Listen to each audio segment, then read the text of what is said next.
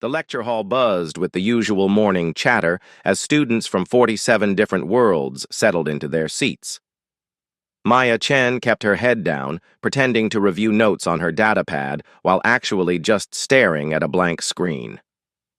The Universal Galactic Academy was impressive, sure, with its floating architecture and gravity-defying walkways, but after 3 months, she still felt like an outsider. Not because anyone was cruel.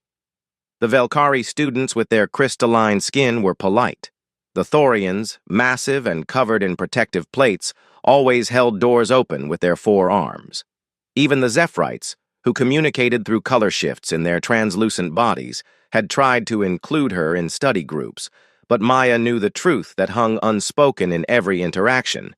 Humans were the charity case of the galaxy. Earth had been discovered only 15 years ago by a Velkari exploration vessel. The planet was primitive by galactic standards, still using chemical rockets and just beginning to dabble in quantum computing. The Galactic Council had debated for years about whether to make contact at all. Eventually, they decided on a slow integration program. A handful of humans would be selected each year to attend the academy, learning galactic technology and culture so they could eventually help their world catch up.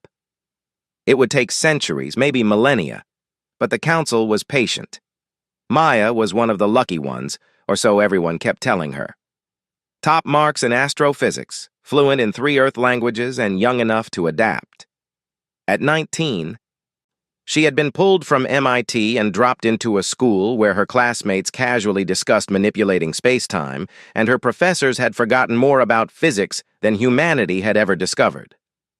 Professor Zalteth glided into the room, his gaseous form contained within a specialized environmental suit. He taught applied dimensional theory, a subject that made Maya's brain hurt even on good days. Today's lecture was about dimensional folding for faster-than-light travel, something humanity wouldn't achieve for at least another 200 years, according to the Council's projections. "Good morning, scholars," Zalteth's voice emanated from his suit's speakers. "Today we will explore the practical limitations of maintaining dimensional coherence during extended fold transitions. As you know, this is essential for any journey beyond your local cluster." Maya tried to focus, she really did, but her attention kept drifting to the conversation happening in low voices behind her. 2 Velkari students, their bodies catching the light like living diamonds, were discussing the upcoming survival expedition, a mandatory course requirement where students would be dropped on an uninhabited world and expected to thrive for 30 days using only their knowledge and basic tools. "I heard they're pairing us with species partners this year," one whispered, her voice like wind chimes. "Cross-species cooperation and all that." "Just don't get stuck with the human," the other replied. "I mean, they're nice enough, but can you imagine? They can't survive in half the environments we can tolerate.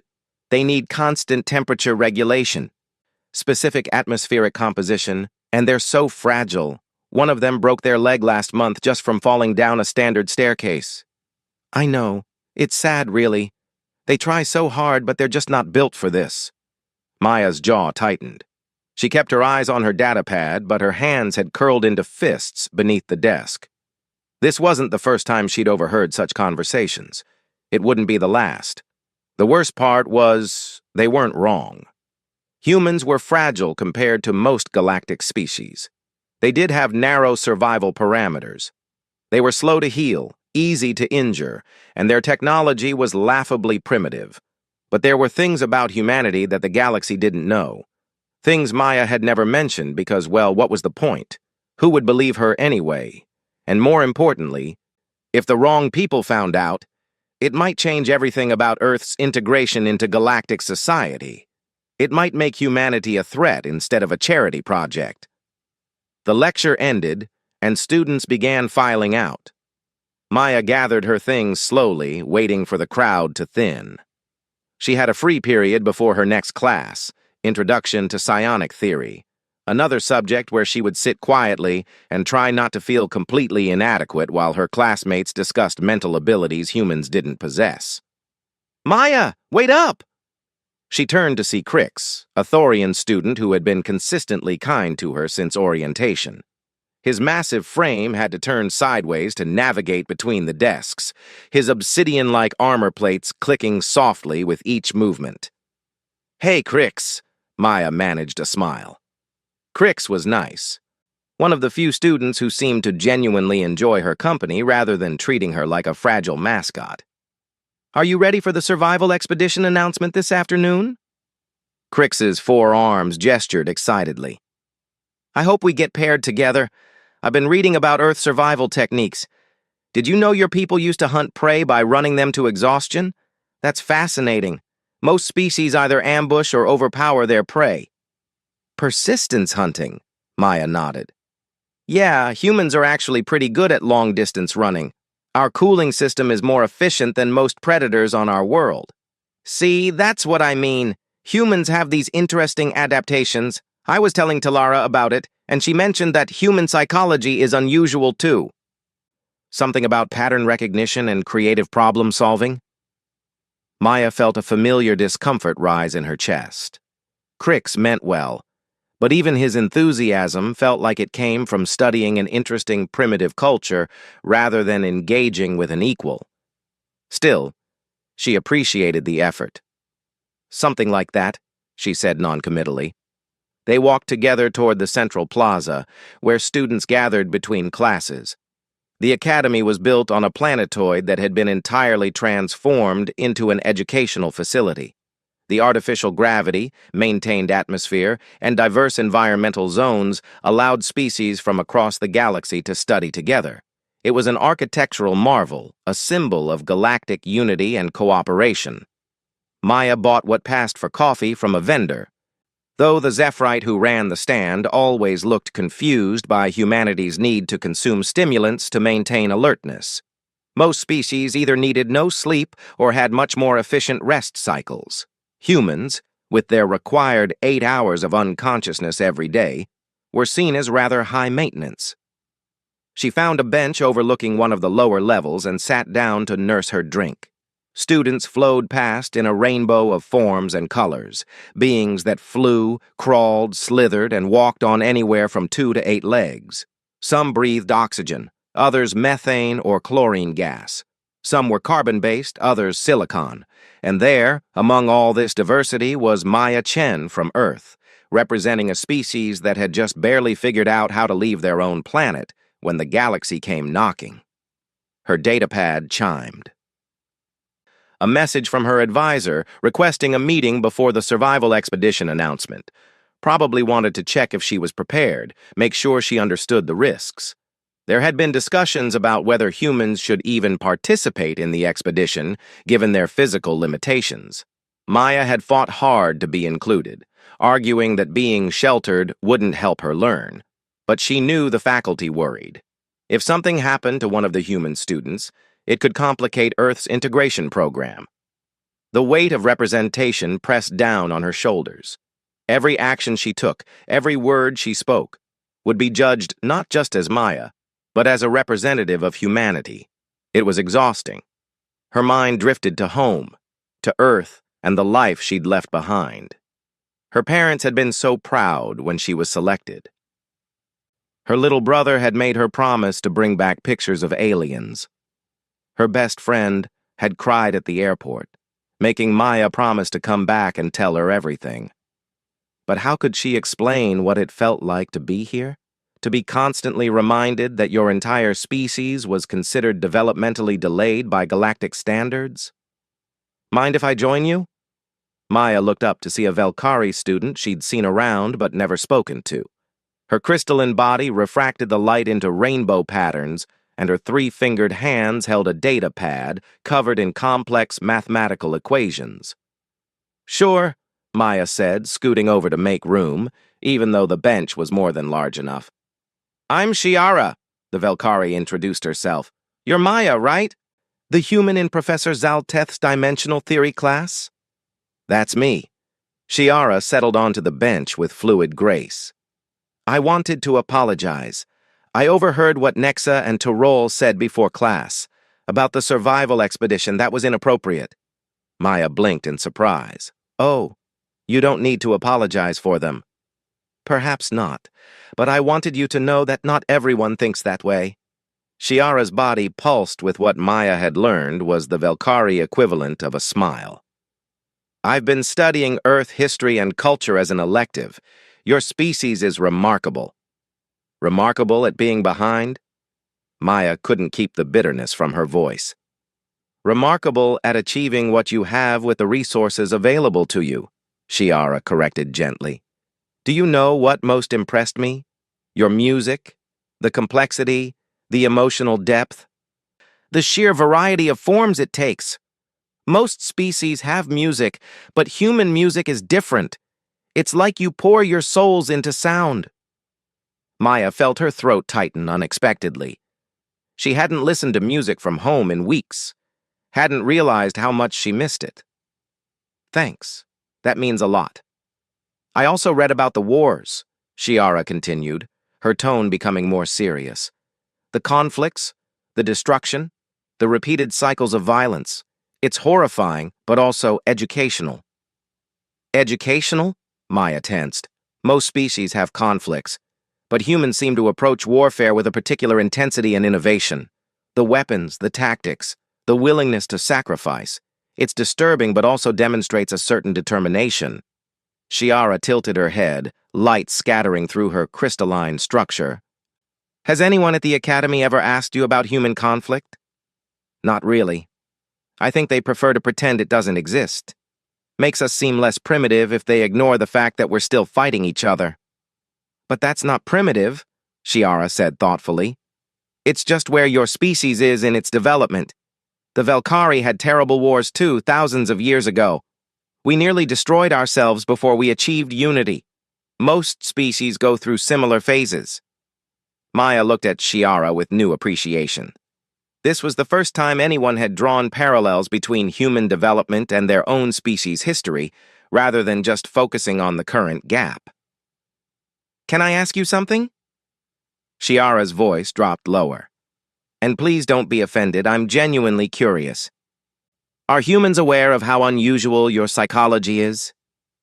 There it was. The question Maya had been half expecting, half dreading since she arrived at the Academy. What do you mean? She asked carefully. The pattern recognition, the creative problem solving, the ability to imagine scenarios that don't exist and plan for them. Human brains seem to work differently than most species. You make connections that others don't see. It's like your entire species operates on a slightly different cognitive wavelength. Maya's heart rate increased. Shiara was touching on something that Maya had noticed but never discussed. Something she'd been explicitly told not to discuss by Earth's integration coordinators before she left home. I never really thought about it, she lied. Shiara studied her for a moment, and Maya had the uncomfortable feeling that the Velkari student knew she wasn't being entirely truthful. But Shiara just nodded and stood up. I should get to my next class. But Maya, if we get paired for the survival expedition, I hope you'll trust me. I think there's more to humans than most people here realize. She walked away, leaving Maya alone with her coffee and her thoughts. The conversation had rattled her more than she wanted to admit. Because Shiara was right. There were things about humans that the galaxy didn't know, didn't understand. Things that made humanity far more dangerous and far more valuable than anyone realized. But Maya had promised not to tell. Earth's integration depended on being seen as harmless, as a primitive species that needed guidance and protection. If the Galactic Council knew the truth about human potential, about what humanity really was, everything would change. And change wasn't always for the better. She finished her coffee and headed to her meeting with her advisor, pushing the conversation with Shiara to the back of her mind. She had more immediate concerns, like surviving 30 days on an alien world without revealing any of the things that made humans special. Without showing her hand. Without letting anyone know that humanity's greatest strength had never been their technology or their physical capabilities. It had always been something else entirely, something that couldn't be easily measured or quantified, but made all the difference when survival was on the line. Maya just hoped she could keep that secret long enough for it not to matter. The announcement chamber filled with nervous energy as students gathered to learn their survival expedition assignments. Maya stood near the back, trying to make herself small while Crix towered beside her, his excitement palpable. The Thorian kept shifting his weight from one set of legs to the other, his armor plates clicking with anticipation. Dean Vorash, an ancient Cephalon whose tentacled form floated in a tank of luminescent fluid, addressed the assembled students. His telepathic voice resonated in everyone's minds simultaneously, one of the few truly universal forms of communication in the galaxy. Students, the survival expedition is not merely an academic exercise, it is a test of your ability to adapt, cooperate, and thrive in unfamiliar environments. You will be paired with a partner from a different species and transported to one of 12 designated wilderness worlds. Your only supplies will be a basic survival kit and a single communication beacon for true emergencies. You will have 30 days to establish shelter, secure food and water, and demonstrate sustainable living practices. Your performance will account for 20% of your final term grade. A holographic display materialized in the center of the chamber, showing the 12 worlds. They ranged from ice planets to dense jungles, from desert wastelands to islands on water worlds. Maya studied each one, mentally cataloging the challenges they would present. Her training before leaving Earth had included extensive survival instruction, everything from Arctic conditions to tropical diseases, but she had no idea how that knowledge would translate to alien environments. Pairings have been determined by algorithm to ensure maximum learning potential and compatible environmental needs, Vorash continued. When you hear your names, approach the display to learn your assigned world. The list began scrolling. Students called out in excitement or groaned in dismay as they learned their partners and destinations. Crix was paired with a Zephyrite named Venlar and assigned to a mountainous highland world. He gave Maya an apologetic look as he moved forward to meet his partner. Maya waited, watching the crowd thin. Finally, her name appeared.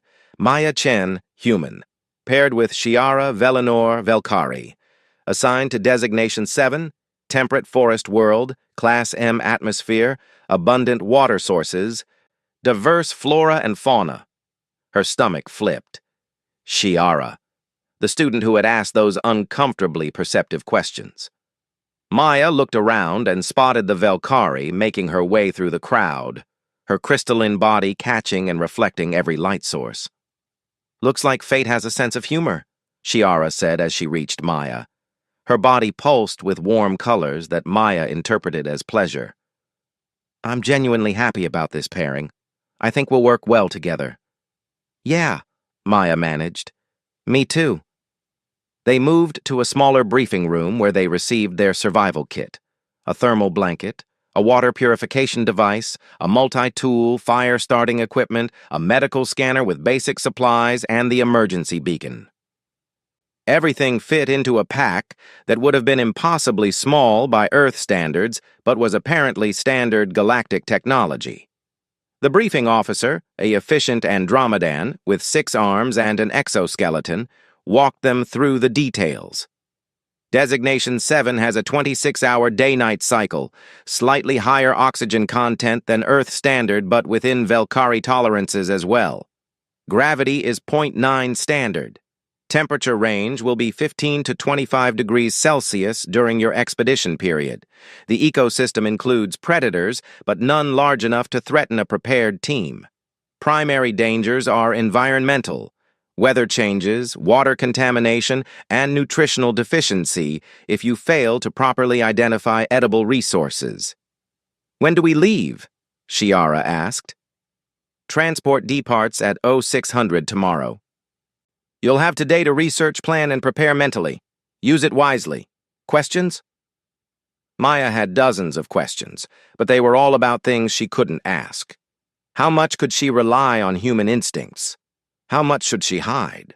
What would happen if she had to reveal capabilities that Earth's integration coordinators had warned her to keep secret? We're good, Shiara answered for both of them. They left the briefing room, and found a quiet study pod where they could review the detailed scans of their assigned world. The holographic display showed a planet that looked remarkably Earth-like, forests of towering trees, rivers cutting through valleys, mountains in the distance. It could have been somewhere in the Pacific Northwest or Northern Europe. "This is almost too perfect," Maya muttered, studying the data. "Like someone designed it for us." "The algorithm likely factored in your environmental needs," Shiara said, manipulating the display to show different layers of information. "Look at the biodiversity. Thousands of plant species, hundreds of animals, some herbivores, some carnivores, complex food webs. How do we know what's safe to eat? The medical scanner can analyze tissue samples and determine toxicity for our specific biologies. It's not perfect, but it should prevent us from poisoning ourselves." Shiara paused, tilting her head. "Though I've read that humans have an unusually high tolerance for toxic compounds compared to most species." Maya nodded carefully. That was true. Humans could consume things that would kill most aliens, from alcohol to capsaicin to caffeine. Another oddity that Earth's coordinators had warned her not to emphasize. Don't let them know how much poison you can tolerate. It makes you seem dangerous. They spent the next several hours planning. Shiara was methodical and logical, her mind working through scenarios with mathematical precision. Maya found herself contributing ideas that came from a different place entirely, from an intuitive understanding of how ecosystems worked, how weather patterns formed, how to read the land. She tried to explain her reasoning in logical terms, but sometimes she just knew things without being able to articulate why. "How did you know that?" Shiara asked at one point, after Maya suggested they should set up camp on high ground near a water source but not directly beside it. Flooding risk? And you don't want to be at the place where animals come to drink because that attracts predators. Better to be nearby but not right on top of it." "That makes sense, but the data doesn't show historical flooding in that region." "But it could happen. Weather changes, storms, runoff from the mountains. Better to be prepared for things that might not be in the data." Shiara regarded her thoughtfully. "You think in terms of possibilities rather than probabilities. Is that wrong?" "Not wrong, just different. Most species, including mine, focus on what the data tells us is likely. You're considering scenarios that have no current evidence but remain theoretically possible. It's a more paranoid way of thinking, but also potentially more adaptive in truly novel situations." The word paranoid stung a little, even though Maya knew Shiara didn't mean it as an insult, but it was accurate. Humans were paranoid compared to most species. They saw threats that didn't exist, planned for disasters that might never happen, imagined worst-case scenarios constantly. It was exhausting, but it was also why humanity had survived everything their own planet had thrown at them. They agreed to meet at the transport bay at 05:30 the next morning and went their separate ways. Maya returned to her dormitory, a small room that had been retrofitted for human needs. Most species at the academy didn't require sleep in the way humans did, so the concept of bedrooms was somewhat unusual. Maya had an actual bed, temperature control, and even a small window that showed real-time views from various points across the galaxy. Tonight, she set it to show Earth, a little blue marble hanging in the darkness. She thought about calling her family but decided against it. The time difference made it complicated. And besides, what would she say? That she was about to be dropped on an alien world and hoped she wouldn't accidentally reveal all the things that made humanity dangerous? That she was terrified of failing, not just for herself, but for her entire species? Instead, she reviewed everything she'd learned about survival in her pre-academy training. The instructors had been military personnel, many from special forces backgrounds, and they drilled into the selected students that humanity's real advantages had nothing to do with technology. Humans could adapt to almost any environment, could survive on minimal resources, could function through injuries that would incapacitate most species. And most importantly, humans never gave up. They kept fighting, kept trying, kept pushing forward even when logic said they should quit. "Don't let them see how tough you really are," her primary instructor had said during their final session. "Let them think we're fragile. Let them underestimate us. Because the day the galaxy realizes what humans are capable of, everything changes. And we're not ready for that yet." Maya had understood. Earth needed time, needed technology, needed to build relationships before revealing their true nature. The integration program was designed to make humanity seem harmless, worth helping, not threatening. A fragile species learning from their betters, not a potential competitor. But 30 days in the wilderness might make keeping that secret difficult.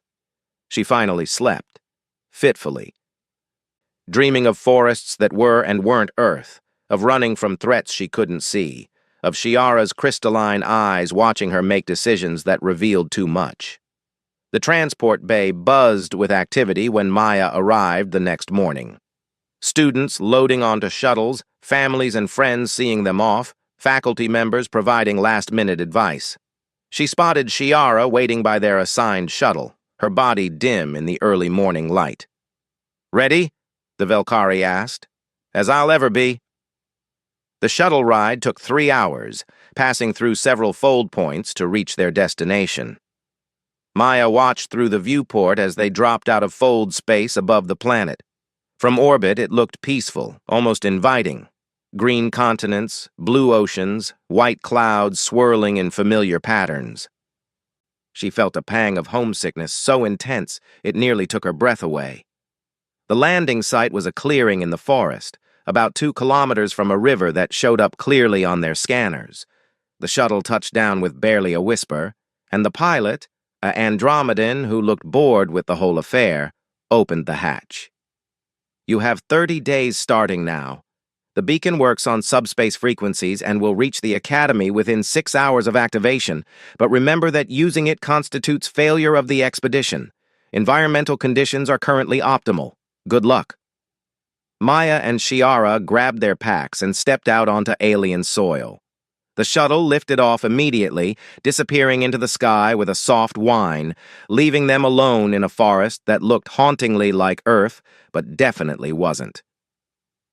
The first thing Maya noticed was the silence. Not complete silence, there were sounds. Wind in the trees, distant bird-like calls, something rustling in the undergrowth. But it was the wrong silence, missing the specific frequencies and patterns her brain expected from Earth forests. Her body tensed instinctively. "Beautiful," Shiara breathed, her body brightening as she processed the scene. "The trees are massive. Some of them must be hundreds of years old." Maya looked up at the canopy towering above them. The trees were similar to Earth evergreens, but with blue-green needles instead of pure green, and the bark had a slight iridescence. The undergrowth was thick, ferns and bushes creating a dense carpet beneath the giants. "We should scout the immediate area before we commit to a campsite," Maya suggested. "Make sure there's nothing dangerous nearby and confirm water access." "Agreed. Let's stay within visual range of each other. We don't know enough about this environment to split up yet." They moved through the forest carefully, Maya's senses on high alert. She couldn't shake the feeling of being watched, even though their scanners showed no large life forms nearby. It was just her human paranoia, she told herself, seeing threats that didn't exist. But then she saw the tracks. She froze, holding up a hand to stop Shiara. The Velkari moved closer, following Maya's gaze to the disturbed earth. Something large had passed through recently, leaving prints that were roughly circular with what looked like claw marks at the edges. Maya crouched down, examining them more closely, her mind automatically processing size, depth, spacing, direction of travel. "What is it?" Shiara asked. "Something big. Quadruped, I think. Claws suggest predator or at least omnivore. Tracks are fresh, maybe within the last hour. It was moving that direction." Maya pointed toward the river. "How can you tell all that from marks in the dirt?"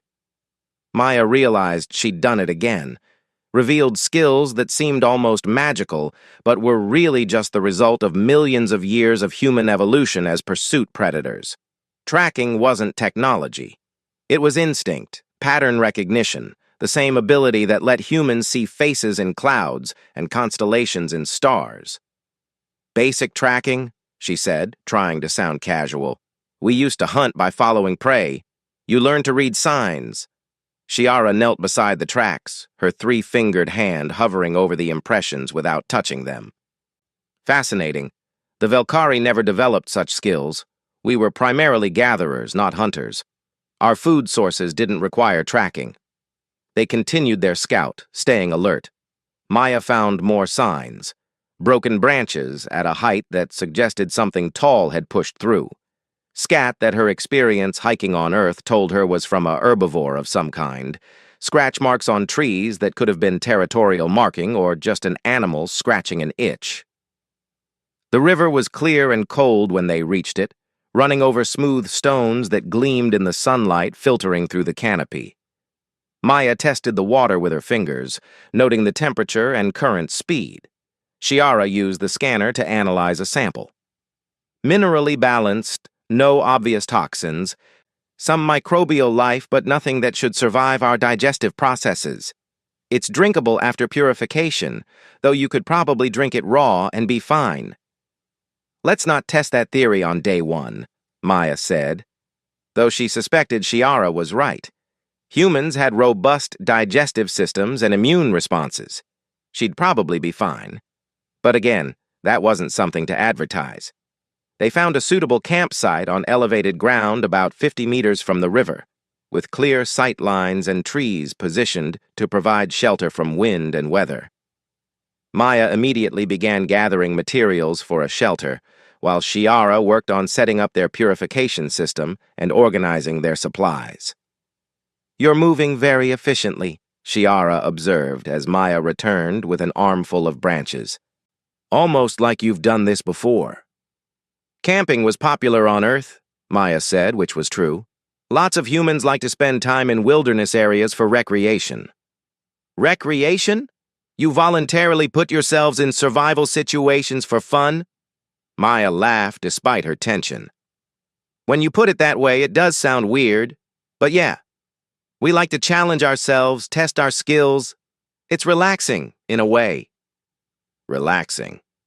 Shiara's body pulsed with colors that suggested deep thought. Most species find controlled environments relaxing. Humans seek out the opposite. This explains much about your history of exploration and colonization. The first week passed in a blur of activity and growing companionship. Maya and Shiara fell into complementary rhythms, with Maya handling physical tasks and environmental assessment while Shiara managed their resources and analyzed data about the ecosystem. They discovered edible plants, tracked game animals, and built a shelter that was sturdy enough to withstand the nightly rainstorms that swept through the forest. But Maya could feel something building beneath the surface. Questions Shiara didn't ask. Observations the Velkari made but didn't voice. The way Shiara's crystalline body would pulse thoughtfully whenever Maya did something that seemed ordinary to her, but was apparently remarkable to observe. It all came to a head on day 12. They'd been tracking a herd of herbivores, large, six-legged creatures that browsed on the upper branches of trees. Maya wanted to observe their patterns, understand their behaviors, possibly even secure one for protein. They'd been eating mostly gathered plants and some small creatures Maya had trapped, but both of them needed more substantial nutrition. The forest was dense in this area, visibility limited to a few meters in any direction. Maya led the way, moving quietly through the undergrowth, automatically placing her feet to minimize sound, avoiding branches that would crack or leaves that would rustle too loudly. Behind her, Shiara moved with surprising grace for a being made of crystalline structures, but even her best efforts produced faint chiming sounds as her body parts moved against each other. Maya froze mid-step, her hand shooting back in a warning gesture. Shiara stopped immediately. They waited in silence. 30 seconds passed. A minute. Then Maya heard it again, a low growl that seemed to come from everywhere and nowhere, resonating through the trees. Her heart rate increased, adrenaline flooding her system, every sense sharpening. She scanned their surroundings, looking for movement, for shapes that didn't belong, for the telltale signs of a predator. There. A shadow moving against shadows, something large and low to the ground, circling to their left.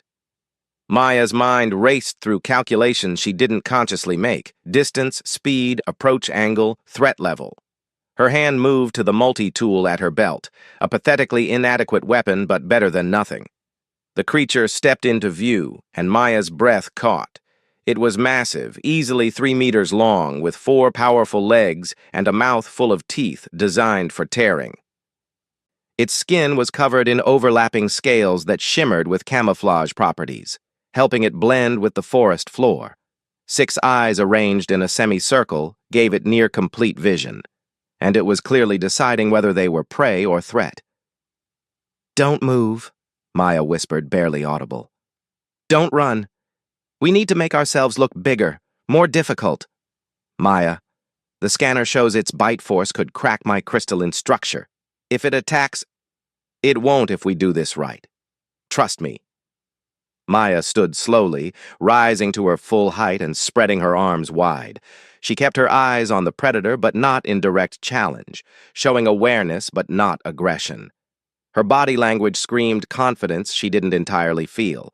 Beside her, Shiara followed her lead, her body brightening to maximum luminescence, making herself more visible rather than less. The predator growled again, a sound that made Maya's bones vibrate. It took a step forward, testing. Maya responded with a deep shout from her diaphragm, a wordless sound of challenge that echoed through the forest. The creature's ears flattened against its head. It took another step. Maya held her ground, every instinct screaming at her to run. But running would trigger its chase response. Running would get them killed. She shouted again, louder, and took a step forward herself. Aggressive confidence. Make it question whether they were worth the fight. The standoff lasted an eternity, measured in heartbeats. The predator's muscles tensed, preparing to spring. Maya's hand tightened on her multi-tool. If it came to a fight, she'd aim for the eyes, go for maximum damage, give Shiara time to run. Her mind was already planning the movements, prioritizing survival, accepting the possibility of injury or death with a calmness that came from humanity's long history of being both predator and prey. Then the creature's ears swiveled forward again. It huffed once, a sound of annoyance or confusion, and turned away, slipping back into the shadows as if it had never been there. Maya waited, counting to 200 in her head, before allowing her body to relax even slightly. "What just happened?" Shiara's voice was shaking. "That creature could have killed us both easily. Why did it leave?" "We made it reconsider the cost-benefit analysis," Maya said, her own voice not entirely steady. "Predators are practical. If prey looks like it might fight back, might cause injury, it's often easier to find something else to eat. We made ourselves look dangerous enough that hunting us wasn't worth the risk. But we're not dangerous to something like that. We have minimal weapons, and our physical capabilities are far below that creature's. By any logical assessment, we were easy prey." "But it didn't know that. That's the trick. You don't have to actually be more dangerous. You just have to make the predator believe you might be." Shiara's body pulsed rapidly, the Velkari equivalent of rapid breathing. "Maya, I need you to be honest with me. What you just did, the way you assessed the situation, the tactics you employed, that's not normal. That's not what a species that's been protected by technology for generations should know how to do." Maya felt the moment of decision arrive. She could deflect, make excuses, maintain the fiction that humanity was just a primitive species learning from their galactic betters.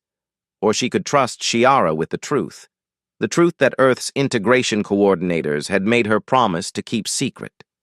She looked at the Velkari, at her friend who had shown nothing but respect and genuine interest in understanding humanity, and she made her choice.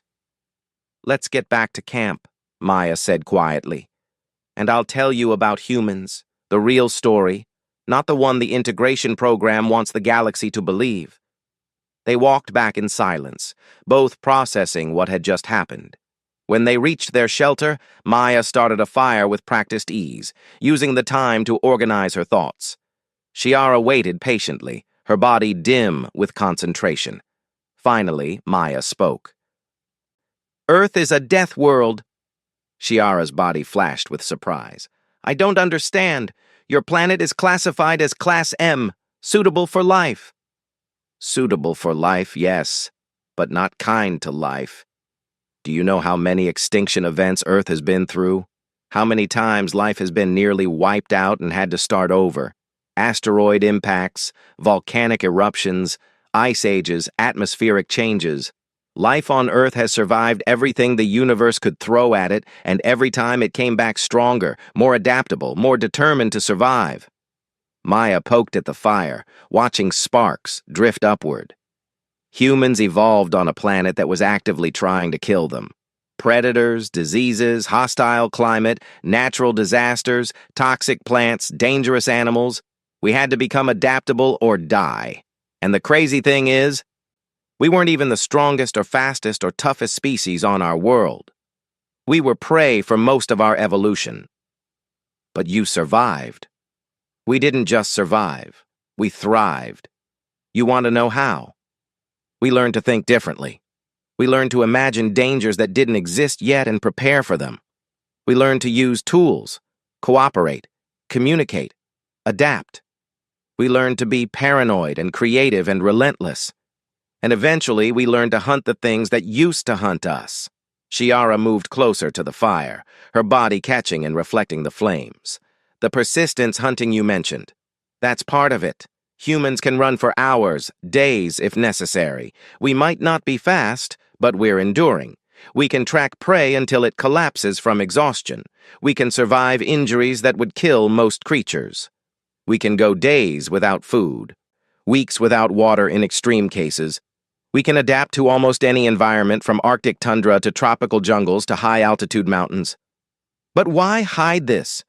Why not share these adaptations with the Academy, with the galaxy? Maya met Shiara's gaze. Because Earth's integration coordinators are terrified that if the galaxy knows what humans really are, they'll see us as a threat instead of a charity case. Think about it, Shiara. We're a species that survived apocalypse after apocalypse. We're pack hunters with advanced intelligence, tool use, and an almost pathological refusal to give up. We wage war with a creativity and intensity that most species find disturbing. We consume things that would poison most aliens for recreation. We voluntarily put ourselves in dangerous situations for fun. We've built weapons capable of destroying our own planet, and we've come close to using them multiple times. And you're still here, still surviving. Exactly. We're survivors by nature, adaptable by necessity, and curious to a fault. The galaxy looks at humanity and sees a primitive species that needs help. But what we really are is a species that's been training for galactic life for millions of years without knowing it. We're survivors of one of the harshest planets in known space, and once we have access to galactic technology, Maya shook her head, we could become a major power in a few generations instead of the centuries the Council is planning for. Shiara was silent for a long moment, her body pulsing through various colors as she processed this information. When she finally spoke, her voice was thoughtful rather than afraid. That's why the slow integration program. They're not just teaching you, they're controlling the pace of your development. Limiting our access to technology, yes. Making sure we develop culturally and socially before we have the tools to become a real force in the galaxy. I understand the reasoning. Human history is full of cautionary tales about what happens when a species gets advanced technology before they're ready for it. But it's frustrating to be held back when I know what humans are capable of. What you're capable of, Shiara corrected. You just faced down a predator that could have killed both of us using nothing but psychology and confidence. That's remarkable, Maya. That's the kind of thinking that built civilizations. And the kind of thinking that the galaxy isn't ready to acknowledge yet. Maya sighed.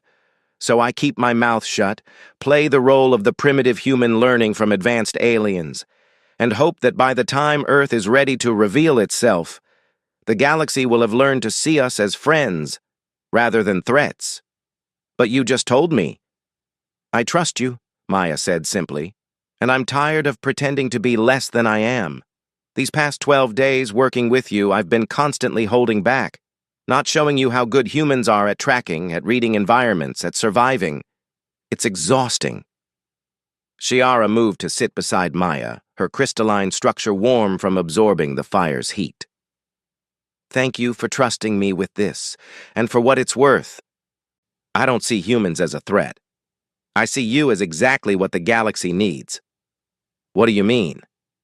Most species in the galaxy have become comfortable.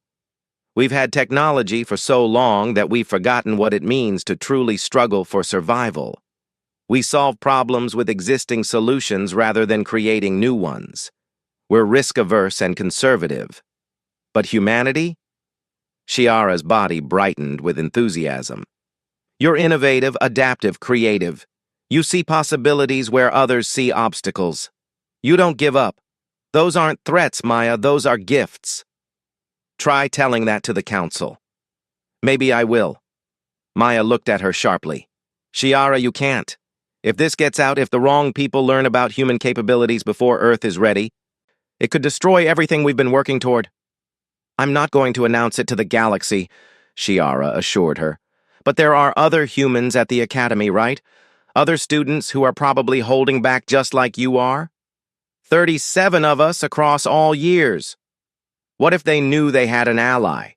Someone who understands what they really are and wants to help rather than limit them. I could work with human students on projects that actually challenge them rather than treating them like they're developmentally delayed. I could be a bridge between human potential and galactic knowledge. Maya felt something unfurl in her chest, a hope she hadn't allowed herself to feel since arriving at the academy. You'd do that? Risk your own reputation to help humans? Maya, in the past 12 days, I've learned more about survival, adaptation, and creative problem-solving than in years of traditional education. You've taught me things no academy class could. Why wouldn't I want to help others access that knowledge?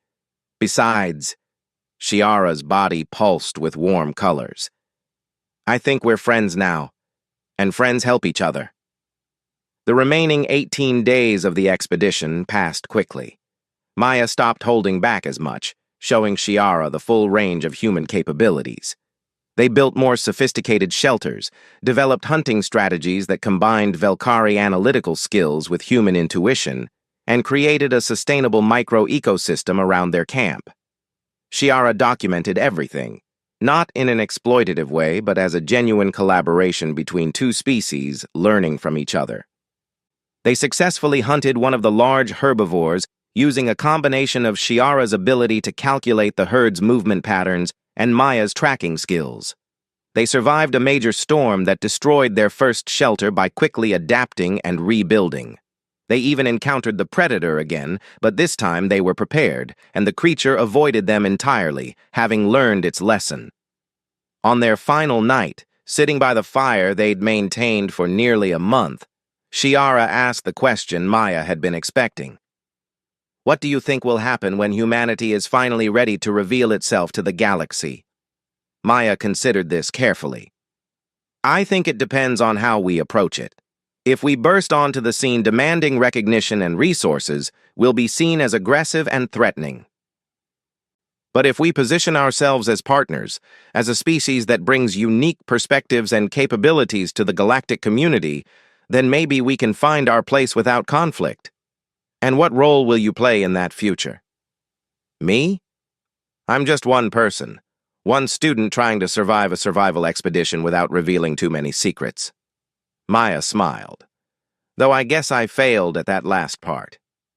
No, Shiara said firmly. You succeeded at something more important. You built a bridge.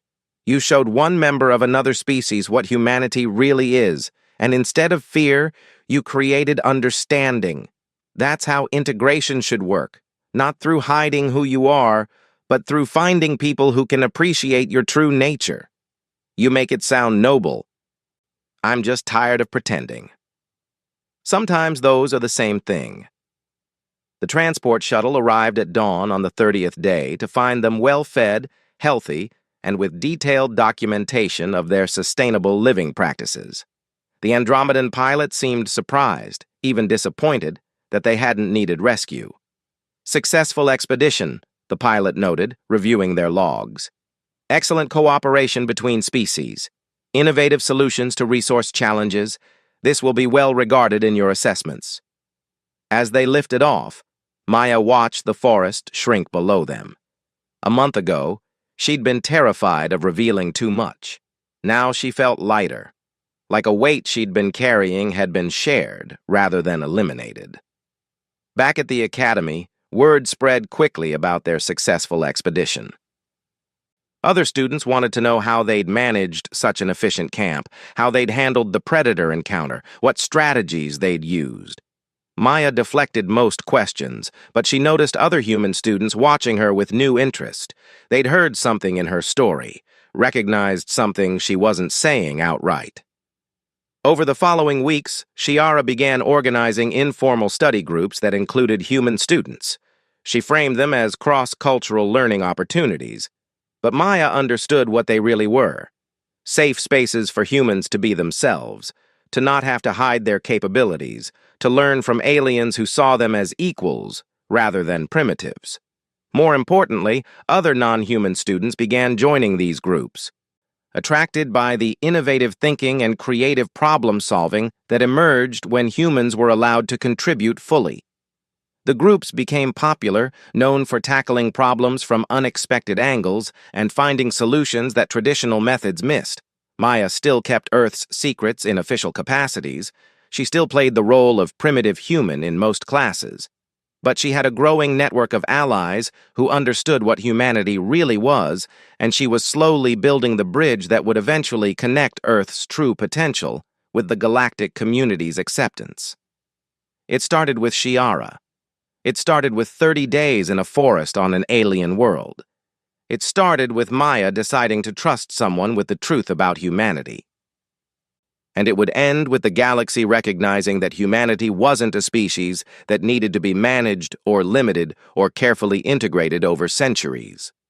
Humanity was exactly what it had always been: survivors, adapters, innovators, and partners.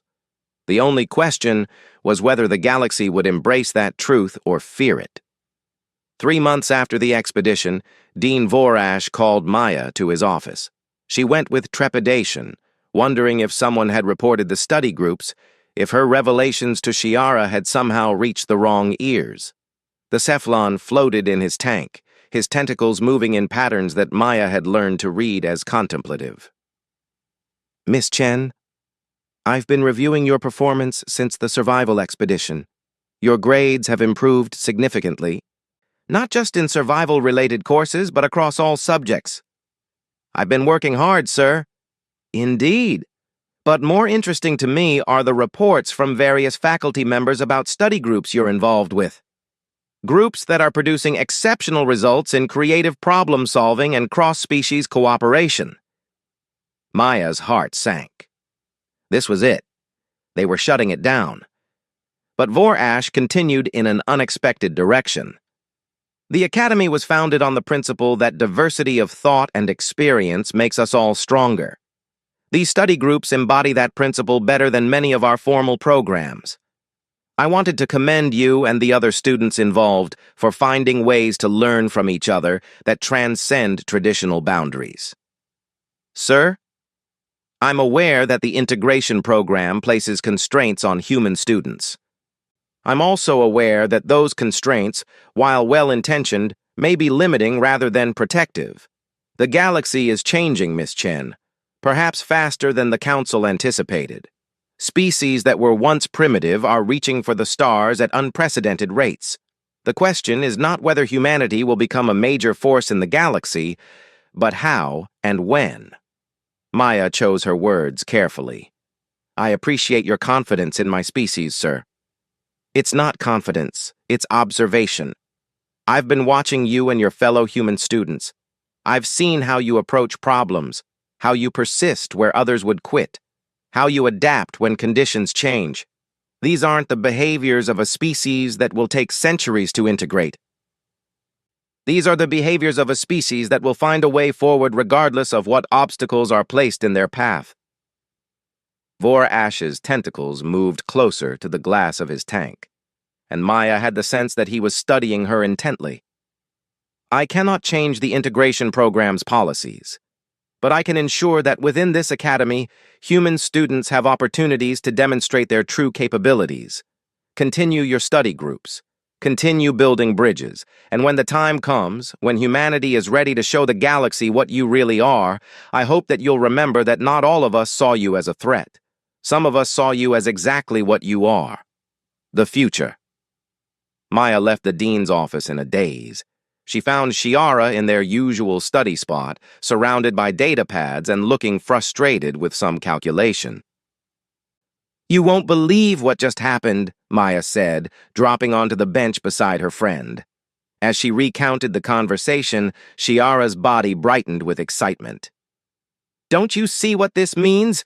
We have support at the highest levels of the academy. We can expand the study groups, reach more students, create more bridges. Or we could draw too much attention and get shut down. Maya, you told me that humans don't give up. You told me they persist even when the odds are against them. So let's persist. Let's build something that can't be ignored or shut down. Let's show the galaxy what human-alien cooperation really looks like." Maya looked at her friend, at the crystalline being who had somehow become her greatest ally in a galaxy that had seemed determined to keep humanity small and manageable. And she smiled. "All right. Let's do it. But when Earth's integration coordinators find out what we're doing, I'm blaming you." "Fair enough. When my people's elders find out I'm helping humanity accelerate their development, I'll blame you." They laughed, two students from different worlds, building the future one friendship at a time. Maya had never planned to tell anyone about humanity's true nature. She'd intended to keep Earth's secrets safe, to play her role in the slow integration program, to wait centuries for humanity to be accepted as equals. But her classmates had other plans. Starting with Shiara, spreading through study groups and collaborations, the truth about humanity was spreading not as a threat or a revelation, but as an invitation. An invitation to see humans not as primitives or projects, but as partners. An invitation to build something new together. The galaxy wasn't ready for humanity. But thanks to Maya, Shiara, and a growing network of students who believed in cooperation over control, maybe the galaxy could learn to be ready. One connection at a time, one friendship at a time, one shared challenge at a time. Maya never planned to tell anyone, but she was glad she did, because sometimes the best way to change the galaxy isn't through grand announcements or demonstrations of power. Sometimes it's through trust, friendship, and the simple act of showing someone who you really are, and hoping they'll understand.